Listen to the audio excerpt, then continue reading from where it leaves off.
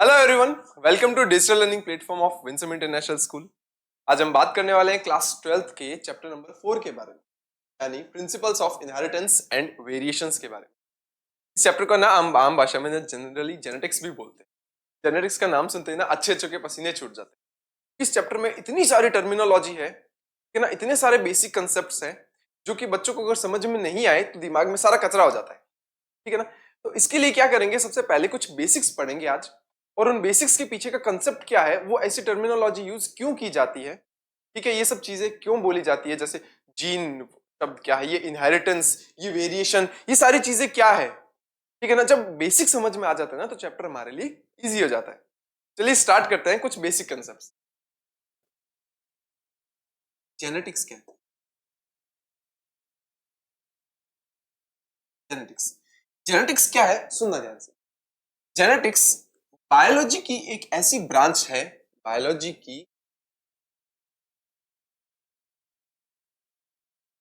एक ऐसी ब्रांच है जिसके अंदर हम स्टडी करते हैं मेनली दो चीजों की। एक तो हेरिडिटी की,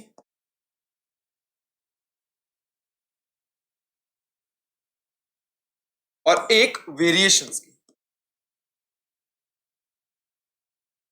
सुनना ध्यान से, हेरिडिटी एंड वेरिएशंस।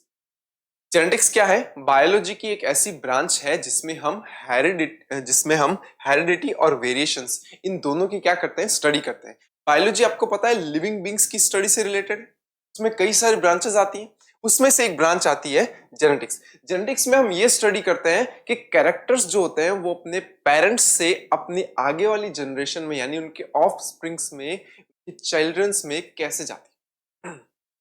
ठीक है। तो चीजें जो है वो क्या है, हम इसमें ये स्टडी करेंगे कि कैरेक्टर्स जो है वो पेरेंट्स से उनके चिल्ड्रन में कैसे जाएंगी। ठीक है। तो यहां क्या है, कुछ टर्मिनोलॉजी है, ये क्या है, हेरिडिटी क्या है सर? हेरिडिटी का मतलब है कैरेक्टर्स का अपने पेरेंट्स से उनकी ऑफ स्प्रिंग्स में या उनके बच्चों में ट्रांसमिट होना। ठीक है। फॉर एग्जाम्पल, किसी के फादर या किसी की मदर की हेयर कर्ली है, फादर या मदर की हेयर कर्ली है, और उनके किसी बच्चे की हेयर भी कैसे एग्जैक्टली कर्ली है, तो वो क्या है, वो हेरिडिटी है कि वो एक जनरेशन से अगली जनरेशन में कैरेक्टर जा रहा है। तो हेरिडिटी क्या होती है? ट्रांसमिशन ऑफ कैरेक्टर्स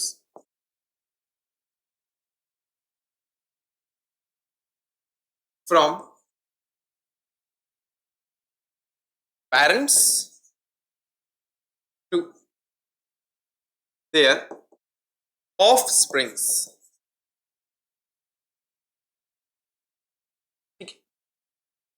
वेरिएशंस क्या होता है, सुनना, वेरिएशंस क्या होते हैं? अगर मैं देखूं कि फादर या मदर जो है, ठीक है ना, फादर या मदर जो है उन्हीं का जो जेनेटिक मटेरियल होता है वही तो आगे बच्चों में जाता है। फॉर एग्जांपल सुनना, कोई भी ऑफस्प्रिंग जो है वो कैसे बनती है, वो फादर के जेनेटिक मटेरियल और मदर के जेनेटिक मटेरियल से बनती है। जैसे स्पर्म और ओवम, स्पर्म में क्या है, फादर का डीएनए, ओवम में क्या है, मदर का डीएनए, दोनों में फर्टिलाइजेशन हुआ, जाइगोट बना, जाइगोट में सेल डिवीजन हुआ यानी माइटोसिस हुआ, और माइटोसिस बनने के बाद सेल के नंबर बढ़े और धीरे धीरे क्या होते हैं, एक छोटे बेबी की बॉडी बनती है।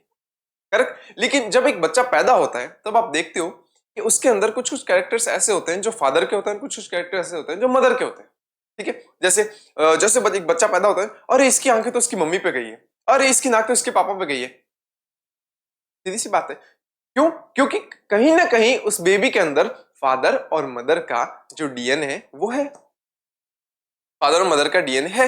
लेकिन क्या वो एग्जैक्ट अपने फादर या एग्जैक्ट अपने मदर की कॉपी होता है क्या? अरे देखो जैसे जैसे इसका मदर का फेस है डिट्टो इसका फेस है, ऐसा थोड़ी ना होता है। ऐसा नहीं होता ना। हमने देखा है कि जो नया बच्चा जन्म लेता है उसके अंदर खुद के कैरेक्टर्स भी हैं कुछ, लेकिन खुद के अंदर कुछ ऐसे चेंजेस हैं, कुछ नए कैरेक्टर्स हैं जो उसको अपने पेरेंट्स से अलग बनाते हैं। तो अगर मैं एक तरफ उनके पेरेंट्स को रखूं और दूसरी तरफ उनके बच्चों को रखूं तो हमें जो डिफरेंसेस दिखाई देते हैं वो है वेरिएशंस, जो चेंजेस दिखाई देते हैं नेक्स्ट जनरेशन के अंदर। ठीक है ना। जैसे हम देखते हैं दो सिस्टर्स हैं, दो ब्रदर हैं, ठीक है ना, एक ब्रदर एक सिस्टर है, तो हम देखते हैं सिमिलर सिमिलर कैरेक्टर्स हैं, है ना, कि ऐसे दिख रहा है ना, शक्ल से दिख रहे हैं दोनों बहने बहनी है, दोनों भाई भाई हैं, या एक भाई एक बहन है ना, कैरेक्टर्स दिख, लेकिन एग्जैक्टली सिबलिंग्स जो होते हैं ना, यानी भाई भाई भाई बहन जो होते हैं, वो लोग भी एक दूसरे के सिमिलर नहीं होते, उनके अंदर भी कुछ नए कैरेक्टर्स होते हैं, उनके अंदर भी कुछ नए चेंजेस दिखाई देते हैं। तो अगर हम कंपेयर करें पेरेंट्स को, उनकी प्रोजेनी को यानी उनके ऑफस्प्रिंग्स को या फिर सिबलिंग्स को, तो भी हमें कुछ डिफरेंसेस दिखाई देते हैं। तो वो जो डिफरेंसेस है ना, वो जो नए कैरेक्टर्स है ना, वो है वेरिएशंस। तो मैं लिख दूं वेरिएशंस क्या होता है?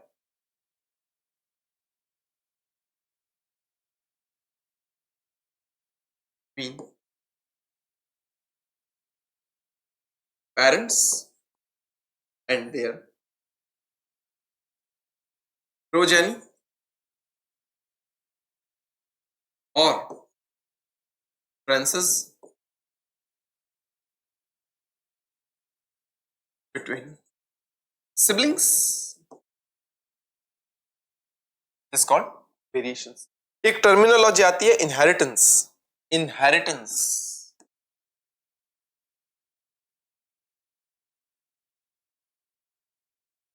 इनहेरिटेंस ये क्या होती है? वो प्रोसेस जिसके थ्रू कैरेक्टर्स एक जनरेशन से अगली जनरेशन में ट्रांसमिट करते हैं, उस प्रोसेस को इनहेरिटेंस कहते हैं।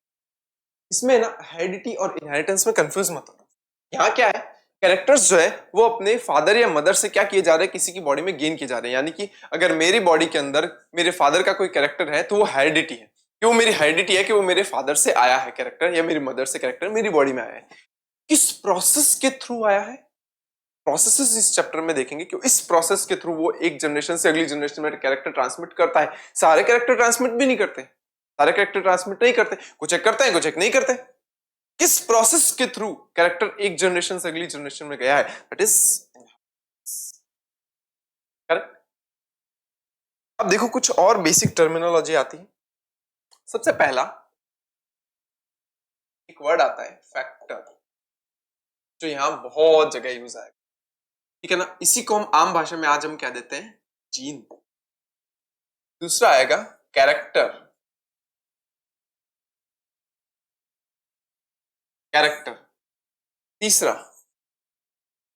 F1 जनरेशन क्या है, F2 जनरेशन क्या है। वर्ड आएगा फिनोटाइप, एक वर्ड आएगा जीनोटाइप, एक वर्ड आता है एलील, बहुत जगह यूज में आएगा एलील, ठीक है। एक वर्ड आएगा होमोजाइगस, वर्ड आएगा हेट्रोजाइगस,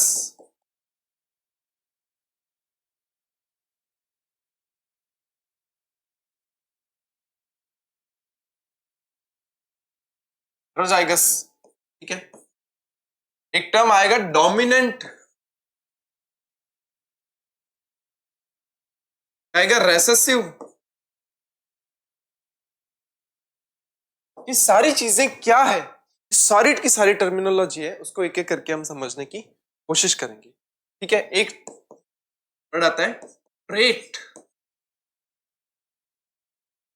ठीक है। और भी बहुत सारे वर्डिंग्स होती हैं जो टाइम के साथ साथ धीरे धीरे चीजें समझ में आने लगी। ये कुछ बेसिक टर्मिनोलॉजी है जो हर जगह यूज में आती है इस चैप्टर। देखिए सबसे पहले मैं बात करता हूं फैक्टर क्या होता है, ठीक है ना, या जीन जिससे हम कहते हैं वो क्या है। आप लोगों को पता है कि हमारी बॉडी में सेल्स है, करेक्ट, सेल्स। ये सेल्स जो है इनके अंदर क्या है, न्यूक्लियस है।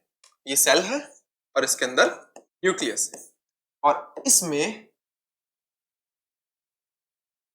बड़ा होता है हमारा जेनेटिक मटेरियल, इसको हम कहते हैं क्रोमेटिन वेब, ठीक है। क्रोमेटिन वेब कह देते हैं इसको, क्रोमेटिन जाल कह देते हैं। ये किससे मिलके बना होता है, डीएनए से मिलके बना होता है, करेक्ट, ये डीएनए से मिलके। अब अगर मैं इस चीज को थोड़ा सा बाहर निकालूं, तो डीएनए कुछ ऐसा दिखता है हमें ना, डीएनए डबल स्ट्रैंडेड होता है, ऐसे चेन वाला। ये आपने पहले भी देखा होगा, डीएनए ऐसा होता है, ठीक है।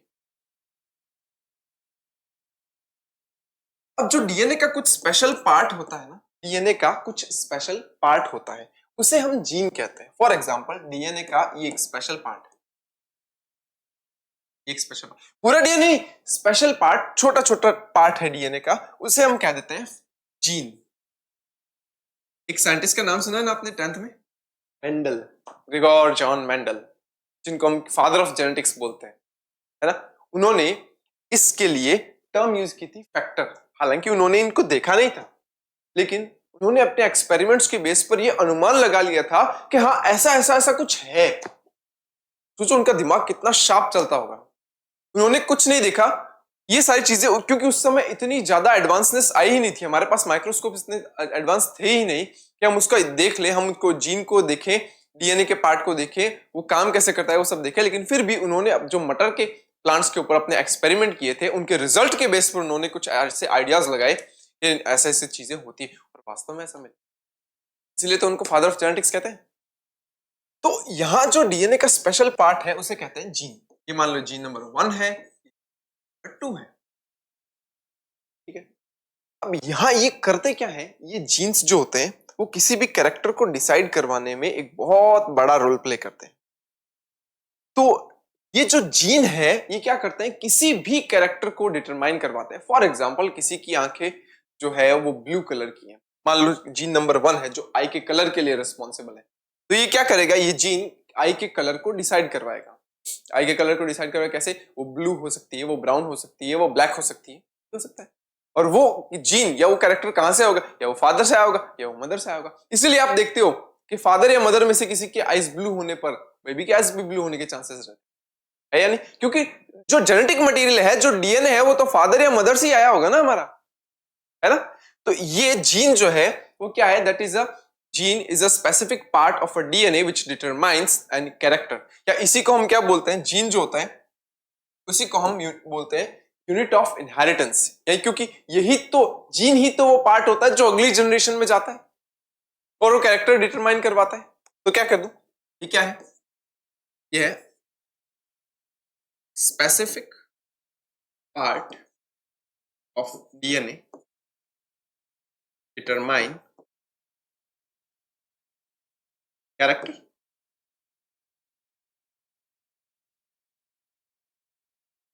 ठीक है, या इसी को हम बोल देते हैं यूनिट ऑफ इनहेरिटेंस।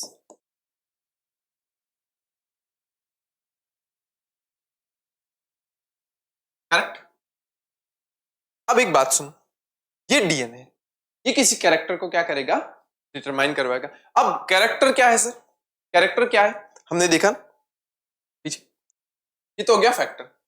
ठीक है, एक वर्ड आता है कैरेक्टर। कैरेक्टर क्या है, physical appearance of any organism that is called character. क्या, physical appearance of any organism that is called character. Physical appearance का मतलब वो दिख कैसा रहा है, उसके अंदर चीजें जो है, अगर मैं बाहर से देखूं कि वो कैसा दिख रहा है, उसकी हाइट कैसी है सर, उसकी आंखों का कलर कैसा है, उसकी स्किन का कलर कैसा है, उसके बाल कैसे हैं, ये सारी चीजें जो होती है वो हम बाहर से देख करके पता, इस physical appearance, the physical appearance of any organism is called characters.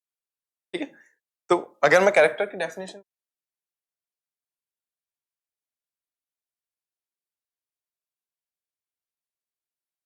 Character क्या है,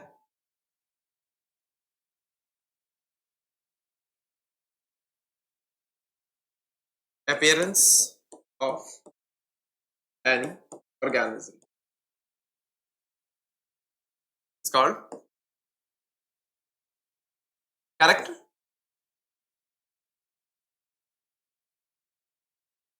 करेक्ट, ओके। नेक्स्ट बात करते हैं अब, एक वर्ड आता है एलील। एलील क्या है, सुनना ध्यान से। आपको पता है हमारी बॉडी के अंदर ये डीएनए है, इस डीएनए के ऊपर जीन्स है, ये है, मान लो ये जीन कोई स्पेशल पार्ट है दैट इज जीन। अब पता है हमारी बॉडी के अंदर जो क्रोमोसोम्स मिलते हैं ये जीन है, ये जीन है। पहले मैं ये बता दूं क्रोमोसोम क्या है, फिर आप जो है कंफ्यूज नहीं होंगे। ये डीएनए है जिसको हम क्रोमेटिन मटेरियल बोलते हैं। ये क्रोमेटिन मटेरियल जो है या डीएनए जो है ये आगे चल करके ऐसे एक्स शेप्ड स्ट्रक्चर बनाता है।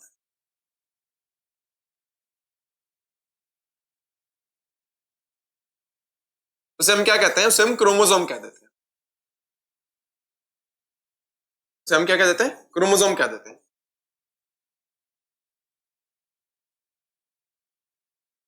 हम्म? ये जो क्रोमोसोम है किस चीज से मिलकर बना है? सर ये तो मिलकर बना हुआ है डीएनए से, क्योंकि वही क्रोमेटिन मटेरियल ही तो वहां गया था। तो क्या यहाँ पर भी ऐसे जीन नहीं लगे होंगे क्या? यहाँ लगे हुए जीन्स, क्योंकि क्या थे, डीएनए के ऊपर ही तो जीन्स थे, यानी डीएनए का स्पेशल पार्ट ही तो जीन था, तो मैंने इसको ब्लू डॉट से बना दिया एक बार। तो ये क्या है? ये जीन्स है।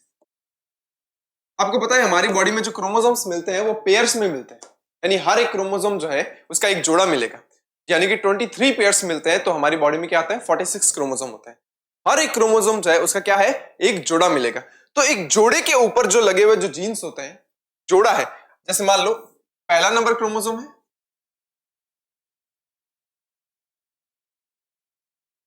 फर्स्ट नंबर क्रोमोसोम है, वो दिखने में, शेप और साइज में एकदम सिमिलर होंगे। पता उनको क्या बोलते हैं? उनको बोलते हैं होमोलोगस क्रोमोसोम्स। Homologous chromosomes.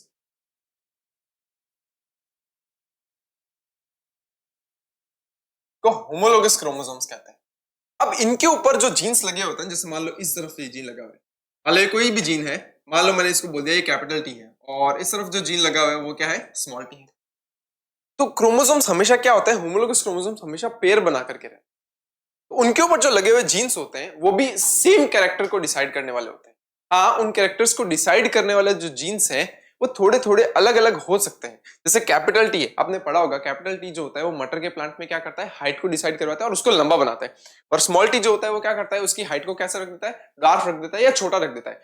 तो एक बात बताओ, जब क्रोमोसोम्स, होमोलोगस क्रोमोसोम्स एक साथ में रह रहे हैं तो उनके ऊपर लगे हुए जीन्स जो होते हैं वो भी तो एक साथ में रहेंगे, वो भी तो ऐसे जोड़े में रहेंगे। तो पता है किसी एक जीन के एक से ज्यादा टाइप्स होते हैं, उन्हें हम एलील कहते हैं। जैसे हाइट को डिसाइड करने वाला एक जीन है,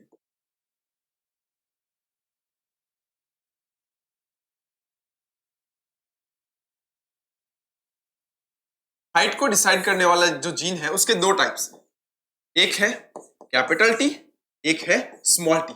तो कैपिटल टी और स्मॉल टी जो है वो कहां लगे हुए हैं? यहां लगे हो सकते हैं, यहां लगे हो सकते हैं। ये क्या है? ये एलील्स है। ये क्या है? एलील्स है। Type of a gene, of a gene, वो क्या है? एलील्स है। अब एलील्स जो होते हैं वो हमेशा हम कहते हैं जोड़े में रहते हैं। तो जोड़े में रहने वाले जो क्रोमोसोम्स होते हैं वो सेम भी हो सकते हैं। जैसे देखो, ये कैपिटल टी भी तो हो सकते थे दोनों, ये कैपिटल टी स्मॉल टी भी हो सकते थे दोनों, और ये स्मॉल टी भी हो सकते थे यार, बिल्कुल हो सकते थे। एलील क्या होता है? किसी एक जीन के दो या दो से ज्यादा टाइप्स भी हो सकते हैं। एक से ज्यादा तो होंगे ही, दो तो होंगे, दो से ज्यादा भी हो सकते हैं। जैसे फॉर एग्जांपल एक जीन होता है आई जीन, जो हमारी बॉडी में ब्लड ग्रुप डिसाइड करवाता है। उसके तीन एलील होते हैं, आई ए, आई बी और स्मॉल आई या आई जीरो। आई ए जो होता है वो ए ब्लड ग्रुप करवाता है, बी जो होता है वो बी ब्लड ग्रुप के लिए होता है, और आई जीरो जो होता है वो क्या होता है? ओ ब्लड ग्रुप के लिए। ठीक है, तो यहां पर हमेशा ध्यान रखना, हमेशा एलील्स क्या होते हैं? किसी एक जीन के एक से ज्यादा टाइप्स, अलग अलग टाइप्स, जो कि अलग अलग क्या करते हैं? अलग अलग टाइप्स होते हैं, जो कि स्मॉल लेटर में लिखे जा सकते हैं या फिर डोमिनेंट लेटर में लिखे जा सकते हैं। अगर वो स्मॉल लेटर में लिखे जाएंगे तो इसका मतलब है वो रेसेसिव है, और अगर वो कैपिटल लेटर में लिखे जाएंगे इसका मतलब वो डोमिनेंट है। कैसे? अब डोमिनेंट और रेसेसिव का आप समझाओ सर पहले। अभी ये तो इतना तो समझ में आया, किसी एक कैरेक्टर को डिसाइड करवाने वाला जो जीन होता है उसके जो अलग अलग टाइप्स होते हैं उनको हम एलील कहते हैं। करेक्ट? अब क्या होता है, सुनो, कई बार क्या होता है, कई बार तो क्या हमेशा ही ऐसा होता है कि डीएनए, इस डीएनए से क्या बनता है? एमआरएनए बनेगा। इस डीएनए से बनेगा एमआरएनए, और उस एमआरएनए से बनती है प्रोटीन। उस एमआरएनए से बनती है प्रोटीन। ये प्रोटीन बनी, ये प्रोटीन क्या करेगी? किसी सेल में फंक्शन करेगी, काम करवाएगी। तो उस सेल में क्या होगा? फंक्शन दिखेगा। तो उस सेल में वो फंक्शन दिखेगा तो वो सेल उस हिसाब से काम करेगी, तो हम कहेंगे कि वो जीन डोमिनेंट जीन है, मतलब वो काम दिखाएगा अपना। तो ये कैसा हो गया? ये जीन क्या हो गया? मान लो ये जीन नंबर फर्स्ट है, ये कैसा है? ये डोमिनेंट है। मान लो इसको मैं कैपिटल टी मान लेता हूं। कैपिटल टी क्या करता है? एमआरएनए बनाता है, फिर प्रोटीन बनाता है। ये प्रोटीन हाइट बढ़ाने के लिए काम करती है, प्लांट की हाइट बढ़ती है। अब होमोलोगस क्रोमोसोम में सेम, सामने भी एक क्रोमोसोम है एक जैसा, उसके ऊपर क्या है? स्मॉल टी है। मान लो उसके ऊपर क्या है? स्मॉल टी है। अगर वो स्मॉल टी है, इसका मतलब पता है क्या होता है? ये वाला जीन जो है ना, ये कुछ भी नहीं बना रहा, ये एमआरएनए नहीं बना रहा, mRNA नहीं बन रही, प्रोटीन नहीं बन रही, प्रोटीन नहीं बन रही तो फंक्शन नहीं हो रहा, फंक्शन नहीं हो रहा तो मैं कह दूंगा कि वो रेसेसिव है। तो पॉपुलेशन के अंदर दो तरह की चीजें मिलती हैं, तो होता है डोमिनेंट जो ऐसा काम करेगा, एक होता है रेसेसिव जो कुछ भी नहीं, वो एंजाइम बनाएगा ही, और अगर वो एंजाइम बनाएगा तो शायद वो काम नहीं कर रहा होगा एंजाइम। तो ये डोमिनेंट और रेसेसिव का कंसेप्ट होता है। तो हमने अभी तक क्या देखा, हमने फैक्टर के बारे में देखा, कैरेक्टर के बारे में देखा, ठीक है, उसके बाद हमने एलील के बारे में देखा, ठीक है, फिर डोमिनेंट और रेसेसिव के बारे में देखा, देखा ना। अब सुनो, होमोजाइगस और हेटेरोजाइगस क्या होता है वो बता देता हूं। पहले मैंने अभी अभी बताया कि जो एलील्स होते हैं वो हमेशा क्या होता है, पेयर में रहते हैं। पेयर में क्यों रहते हैं, क्योंकि हमेशा होमोलोगस क्रोमोसोम्स जो होते हैं वो पेयर बनाते हैं, तो उनके ऊपर लगे हुए जो जीन्स होंगे जो एक ही कैरेक्टर को डिसाइड करवा रहे होंगे, है ना, ये एक ही कैरेक्टर को डिसाइड करवाने वाले तो है, कैपिटल टी और स्मॉल टी हाइट को डिसाइड करवाने वाले, है ना। तो ये भी एक साथ रहेंगे, तो ऐसे जोड़े में रहते हैं, हम बोलते हैं कि वो पेयर में रहते हैं। अब एक बात सुनो, पेयर के कई बार दोनों एलील्स सेम होते हैं, कैपिटल टी स्मॉल टी, क्या दोनों एलील सेम है क्या? तो जब दोनों एलील सेम होते हैं तो उसको बोलते हैं ये होमोजाइगस कंडीशन। लेकिन अगर दोनों एलील्स, एक एलील कैपिटल में और एक स्मॉल में, तो उसको बोलेंगे that is heterozygous condition. Heterozygous condition. तो ये होमोजाइगस और हेटेरोजाइगस का कंसेप्ट हमने समझा। एक वर्ड आता है ट्रेट। ट्रेट क्या है, सुनो ध्यान से। एक कैरेक्टर है, मान लो हाइट, ये क्या है, कैरेक्टर है, उसके दो alleles, capital T small T. अब कैपिटल टी जो है, कैपिटल टी जो है वो क्या करेगा, टॉल बनाएगा प्लांट को, टॉलनेस देगा। और स्मॉल टी जो होगा वो कोई एंजाइम बनाएगा ही नहीं, तो वो एंजाइम बनेगा नहीं तो प्लांट टॉल नहीं होगा, तो वो ड्वार्फ रह जाएगा। तो कोई एलील जिस कैरेक्टर को शो करवाता है, कोई एलील जिस कैरेक्टर को शो करवाता है उसे हम ट्रेट कहते हैं। अब देखो, हाइट तो कैसी भी हो सकती है ना, हाइट के दो टाइप्स, कैपिटल टी और स्मॉल टी। ये तो क्या है, ये एलील है, ये तो एलील हो गए, क्योंकि ये तो जीन के पार्ट है या डीएनए के पार्ट है। वो जिस फिनोमिना को शो करवाएगा वो होगा ट्रेट। जैसे टॉलनेस को शो करवा रहे, टॉलनेस इज अ ट्रेट, ये ड्वार्फनेस को शो करवा रहे, dwarfness is a trait, correct.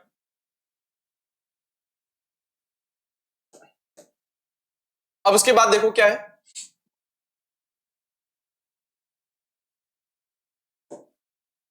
F1 generation और F2 जनरेशन क्या होते हैं वो देखेंगे, फिनोटाइप और जीनोटाइप क्या होता है वो देखेंगे।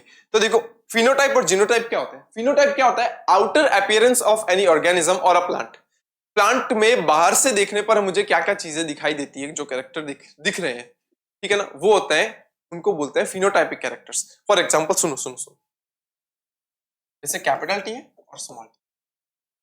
कैपिटल टी और स्मॉल टी क्या होता है, ये टॉलनेस के लिए होता है और ये डॉर्फनेस के लिए होता है, करेक्ट। अब आपको पता है कैपिटल टी होता है तो प्लांट कैसा होगा, टॉल होगा।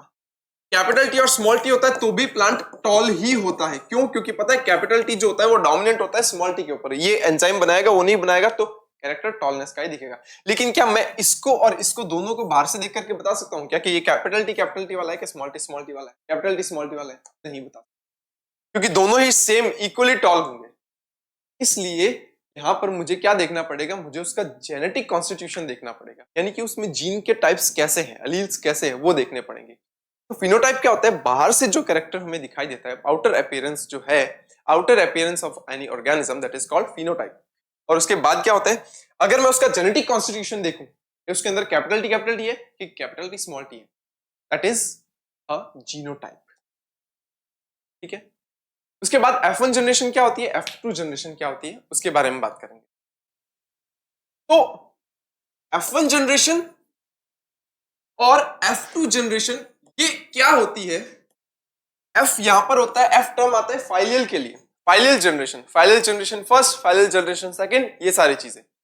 देखो क्या होता है, सबसे पहले क्या करते हैं, कोई भी क्रॉस करवाया जाता है ना, हमने देखा कि सबसे पहले होमोजाइगस डोमिनेंट और होमोजाइगस रेसेसिव प्लांट लिए जाते हैं, उनको हम पेरेंट्स बोलते हैं। देखो जैसे मेंडल ने जो एक्सपेरिमेंट किए थे ना, उसमें कैपिटल टी और स्मॉल टी ऐसे प्लांट लिए थे, करेक्ट। जो मोनो हाइब्रिड क्रॉस था वो ये था, ठीक है। और वहीं मैं डाई हाइब्रिड क्रॉस की बात करूं, ठीक है, कैपिटल आर कैपिटल वाई ये था small r small r small y ये था करेक्ट।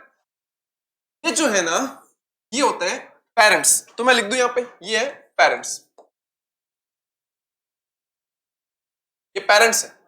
अब इन पेरेंट्स से आपको पता है F1 जनरेशन बनती है, पेरेंट्स से F1 जनरेशन बनती है, कैपिटल टी स्मॉल टी, ये बनी थी F1 जनरेशन। तो पता है यहां जो पेरेंट्स होते हैं ना पेरेंट्स, इन पेरेंट्स से जो पहली जनरेशन बनती है उस जनरेशन को हम F1 जनरेशन कहते हैं। यहां पर क्या बनेगा आपको पता है, यहां पर बनेगा आर स्मॉल आर कैपिटल, ये बनेगी F1 जनरेशन। F2 जनरेशन क्या होती है ये सुनना। F1 जनरेशन के प्लांट्स की सेल्फिंग करवाने पर, सेल्फिंग का मतलब होता है सेल्फ पॉलिनेशन, यानी एक ही प्लांट के मेल पार्ट के पॉलन ग्रेन्स का उसी प्लांट के फीमेल पार्ट के स्टिग्मा के साथ पॉलिनेशन करवा दो, यानी एक ही प्लांट की सेल्फिंग करवा दी हमने, सेल्फ पॉलिनेशन करवा दिया, तो जो नेक्स्ट जनरेशन बनेगी that is F2 generation. Same यहां पर भी यही करना है, यहां इन प्लांट्स की सेल्फिंग करवाने पर ये बनेगी, इसके आगे बनेगी टू जनरेशन।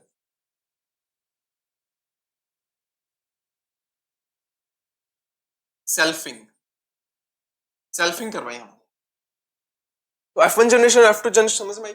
ये पेरेंट्स है, पेरेंट्स से जो फर्स्ट जनरेशन बनेगी that is F1 generation. F1 generation के प्लांट्स की सेल्फिंग करवाने पर F2 जनरेशन। प्लांट्स की बात होगी, हम F1 और F2 जनरेशन एनिमल्स में भी, तो वहां कोई सेल्फ पॉलिनेशन या सेल्फिंग थोड़ी ना होती है, वहां टर्म यूज किया जाता है सब मीटिंग। सब मीटिंग क्या होता है सुनना, जो F1 जनरेशन बनी यानी पेरेंट्स से जो पहली जनरेशन उसमें से किसी एक मेल का क्रॉस किसी एक फीमेल के साथ करवा दिया जाता है, उसी जनरेशन के मेल का क्रॉस उसी जनरेशन की फीमेल के साथ करवाया जाता है, ठीक है, यानी वो सिबलिंग्स के बीच में क्रॉस हो गया एक तरीके से, वो एनिमल्स के अंदर करवाया जाता है, इस चीज को सब मेटिंग कहते हैं। फिर उससे जो जनरेशन बनेगी दैट इज F2 जनरेशन। तो यहाँ कुछ बेसिक कंसेप्ट पढ़े हमने, या इन बेसिक कंसेप्ट से रिलेटेड अगर आपको कोई भी डाउट है तो आप नीचे कमेंट सेक्शन में लिख सकते हैं। नेक्स्ट लेक्चर में हम स्टार्ट करेंगे मेंडलिज्म और मेंडल्स के जो भी लॉज हैं, उन्होंने कौन कौन से एक्सपेरिमेंट किए, कैसे किए, ये सारी चीजें, ठीक है। तब तक के लिए keep learning and keep growing with Winsome International school. Thank you.